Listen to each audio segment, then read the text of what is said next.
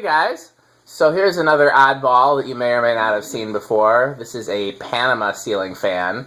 These were sold out of magazines in the 70s and possibly early 80s, right around the time that other companies were making friction drives and ceiling fans were becoming popular and everybody was trying to jump on that bandwagon. I saw these in catalogs growing up and wanted one badly. In fact, the catalog pages that I saw them in are on one of my videos of random snapshots. They sold for $29.95. They had pictures in the advertisements of a Casablanca, Zephyr, and a Hunter original, and they were advertised as being just as good. So let's find out how it compares. First things first, everything is plastic. This is plastic, the blade arms are plastic, that's plastic, that's plastic, that's plastic, that's plastic. The blades are plywood that's not even finished. Like literally it's just they took some stain and put it on some plywood. There's not even a veneer or anything like that, any sort of real wood finish. The down rod screws all the way down into the motor assembly and there's no set screw. And the manual for it simply says that the torque from the motor will keep it tight. It's got a single speed pull chain. I'm kind of curious to see because it's got a pull cord. I want to know what the deal is with that, but I haven't opened it up. Okay. So let's check it out. Let's get the amp meter on. Let's see how it compares to a Hunter original and a Casablanca Zephyr as advertised. What do you think, Metal Pig? You think it's gonna... So let's Alright. Noisy. So the sound you hear in there is the gears. It's got a tiny little like bathroom fan motor in there, and then it is a gear drive.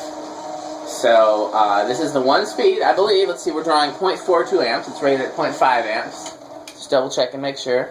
It's only single speed. I'll let it spin down because we don't have any spin downs yet.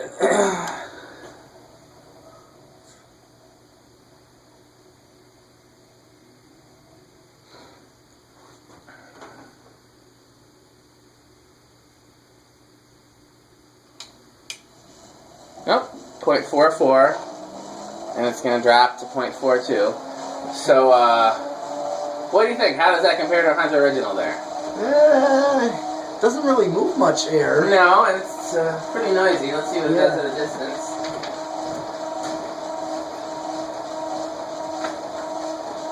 I can tell that there's air moving at this distance, but not a whole lot of a breeze. Yeah. I would still think it was really cool based just on how it looked if the whole thing was brass, but the fact that it's got those like beige, like they couldn't even bother to get the fake brass on the whole motor housing. Like how cheap is that? And what's sad is in the pictures for it, in the advertisements, it's all brass. Oh yeah. They just hope nobody would notice a difference. So, I got this, I passed up a ton of these once I learned they were junk, but I figure one belongs in the museum, so that's what I got this for. It will most likely not be powered. Tom has instituted a no friction drive, no gear drive powered policy. We'll see if that ever changes. What'd you say?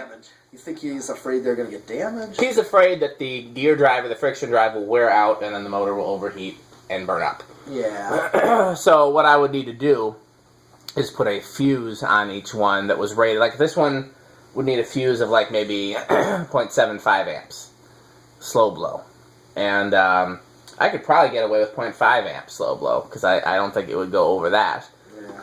And so half an amp slow blow, let's just say. And if it ever exceeds that, the fuse would blow, and it'd be fine. But you know, that's just there's enough fans that are safe to power. Oh yeah. So last time I had a gear-driven fan, and I tried it on a solid-state speed control, it chewed up the gears. But there's no point in not trying again because if it chews up the gears, it chews up the gears. So let's just try it.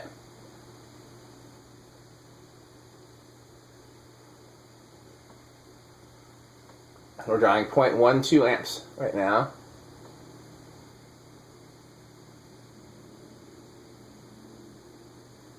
.13, 0.15. I don't think I'm going to try it with the capacitors. I think that's too risky with the little tiny little motor in there. Yeah, you think that'll go right over? I think you run the risk of it being just toasting it quickly. Yeah. Because you can't really tell based on the motion of it because of the gear drive. I don't know. Yeah. Okay, well, at least this time I'm not chewing up the gears, at least not yet. So that's 0.5 amps. Eighth of a turn, 0.27.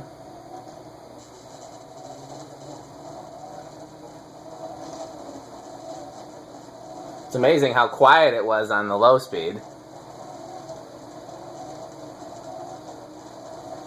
And then high, another eighth of a turn is high, 0.4. So it really did make a difference there, but I'm just going to switch it straight to high to see if there's a noise difference. Nope. It's just as noisy with the solid state as it is without the solid state. Yep.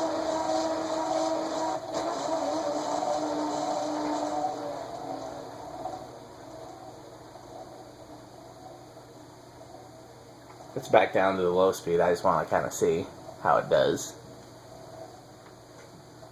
Like I said, you want to try a gear-driven fan on lower speeds. Do so at your own risk. Like I said, I've chewed one up that way.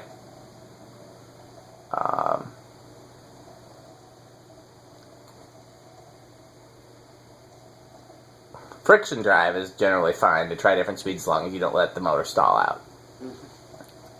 But a lot of these cheap plastic ears, the teeth just wear right off. So that's surprisingly not bad there on low. I guess if I were to put it in the museum, I guess I could try to figure out what the... Okay, well, what the hell? Let's live on the edge. If it burns up, it burns up. It'll be a stationary fan in the museum. I've always wanted to just take one of these apart and put a spinner motor in there anyways.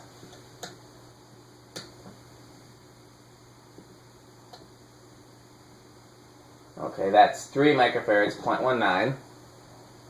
So yeah, I would get a learning remote and put a 3 microfarad capacitor for low, and that's a pretty safe low speed.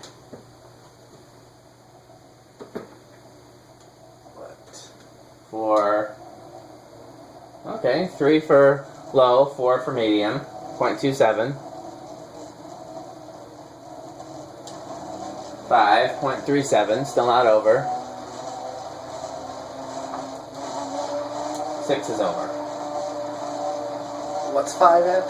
0.37. And then 6, what did you get? I did not leave it there long enough to tell. I saw it jump to 0.47 and I knew that was over. So I let it alone. So yeah, if we were to hang this in the museum with power, which is, again, unlikely, but maybe one day, I have ambitions. Here would be low, a 3 microfarad capacitor. Because I can go into the learning remotes and change the capacitors to any value that I want. Here would be medium, 4 microfarads. Do you actually change the capacitor? Yep, I just snip the old one out and solder a new one in. Oh. Okay. And then high would be high. It's 0.42. Is the capacitor in the receiver then? Yep. Okay. There's 2 capacitors in the receiver. There's a 5 and a 7.5. This is speaking of the learning remotes. And 5 is for low, and then they sum them. I guess, so I couldn't do 2 values. Because they sum, the receiver sums them for medium. So I'd have to do I just have to do a 3 and a 1. Yeah. And then that would give me my low, my 3 and my 4. Okay, well I've done all this. Can you think of anything else you might want to try with this? We already did 0 to high. We did 0 to high a couple of times. And, there's no reverse on this. There's no, that's funny. There's not even a second speed, much less a reverse. Yeah, so really there's... Yeah. It's marketed as being light adaptable. I just wonder what kind of light you'd put on this. The light would be worth more than the fan. Yeah, probably a standard. No, it's standard. I'm just saying, like, if you bought a light kit, it would cost more than the fan cost and be better quality than the fan. Yeah. So, yeah, I'd be so disappointed if I bought one of these for $29.99 yeah, because $29.99 back then was a lot more than it is now. You consider inflation. I mean, that was probably, what, $70-$80 equivalent back then? I don't know. I don't know what the rate for inflation is in my head, but it was, yeah. So I would have been very disappointed if I'd bought one of these and that's how it behaved. But I guess back then people didn't know, what to expect as far as quality is concerned, and for $29.99 you at least moved some air around. And especially when you consider that Casablancas at that time were gear driven too. Let's just see it one more time.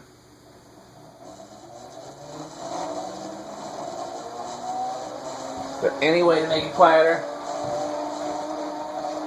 No. Yeah, it seems like something's loose in the switch housing. But it's not a lot quieter. I'm going to take the cap off just out of curiosity. See what's in there? Yeah.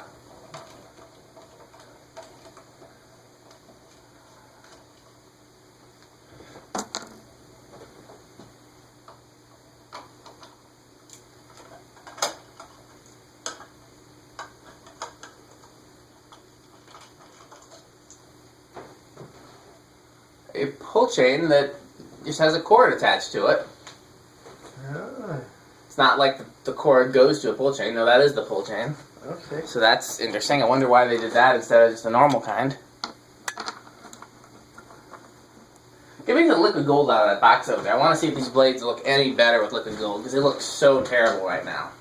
Right. The reason I didn't put anything on them was because it was new in box. I wanted to show what it looked like. I mean, the blades were still sealed in the plastic. Sure. And given how badly warped they are when they were sealed in plastic, they were shrink wrapped. I mean, it wasn't like they were just loosely plastic. Right. Shrink wrapped. Yeah. Yep. Yeah, that I knew. So, where's that one that was particularly bad? That's this one. Is there a paper towel somewhere handy? Deep-a-deep-a-doop-a-doo-doop-a-doop-a-doo-doo-doop. Here's one. Nope, that really didn't make a whole lot of difference. It's like trying to polish a turd. In fact, the finish is coming off the blade with the liquid gold. Wow. It's just a whole new kind of cheap like I've never seen before. Okay, well, I think that's all we can do with that one. I want to see it on low one more time. I'm just fascinated by this thing. Yeah.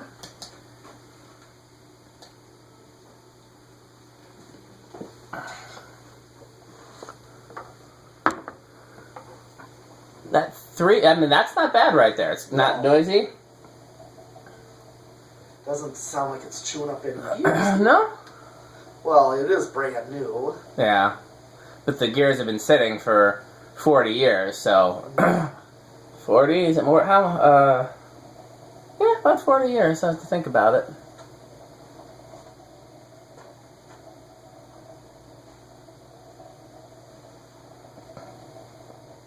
A little bit less than 40 years, but yeah. Yeah, that's not a bad look right there. Okay. Well, let's stop that video. We got as many more fans as you want to do, I'll do. So, thanks for watching and all of that.